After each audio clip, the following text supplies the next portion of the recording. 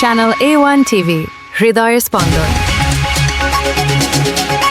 আমরা বিপুল সংখ্যক মানুষের সমাগম হবে, এটা আমরা যেমন প্রত্যাশা করছি, আমরা তার কিছু আভাস পাচ্ছি। কারণ সারা বাংলাদেশ থেকে আজকে একদিন আগে মানে মানে আর মাত্র 2 দিন আছে, আগামী পরশুদিন উনি আসবেন। আজকেই আমরা দেখতে পাচ্ছি বিভিন্ন জেলা থেকে লোক আসা শুরু হয়েছে।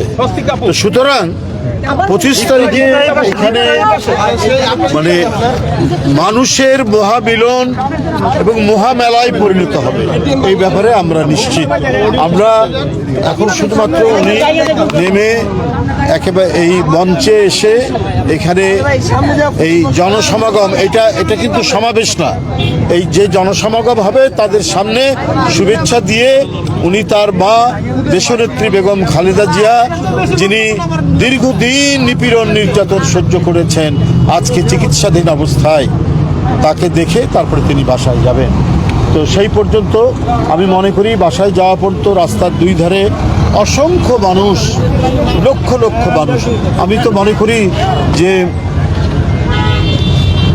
1/2 কোটিরও বেশি মানুষের উপস্থিতি হবে সেদিন ঢাকায় ইনশাআল্লাহ। আমাদের অন্যান্য যে প্রস্তুতি সেগুলো সম্পন্ন হওয়ার পথে, চূড়ান্ত হওয়ার পথে। আমরা যে সমস্ত ডিপার্টমেন্টকে বলেছিলাম, আমরা চিঠি দিয়েছিলাম, বিশেষ করে স্টেজ এবং ভারপ্রাপ্ত চেয়ারম্যানের নিরাপত্তা, কারণ উনি 17 বছর পর আসছেন, জাতীয়তাবাদী শক্তির একজন প্রতীক, তাকে নানাভাবেই মানে তাকে যে সতর্কতা এবং তার যে নিরাপত্তা, সেটা বিধান করার দায়িত্ব প্রথমত সরকারের, তারপর দল সে বিষয়ে পদক্ষেপ গ্রহণ করছেন, একটার পর একটা তারা সেই প্রস্তুতি নিচ্ছেন। আমি আশা করি সরকারও সেটা নিচ্ছেন, যেটা আমরা এখানে তার কিছু উদাহরণ আমরা এখানে পাচ্ছি, দৃষ্টান্ত আমরা পাচ্ছি। সব মিলিয়েই আগামী পরশু দিনের বিএনপির ভারপ্রাপ্ত চেয়ারম্যান জনাব তারেক রহমানের স্বদেশ প্রত্যাবর্তন শান্তিপূর্ণ এবং জনতার অসংখ্য জনতার শুভেচ্ছায় সিক্ত হবেন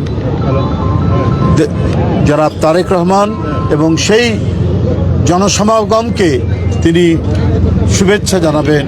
অনেক দিন পর তিনি ফিরে আসছেন।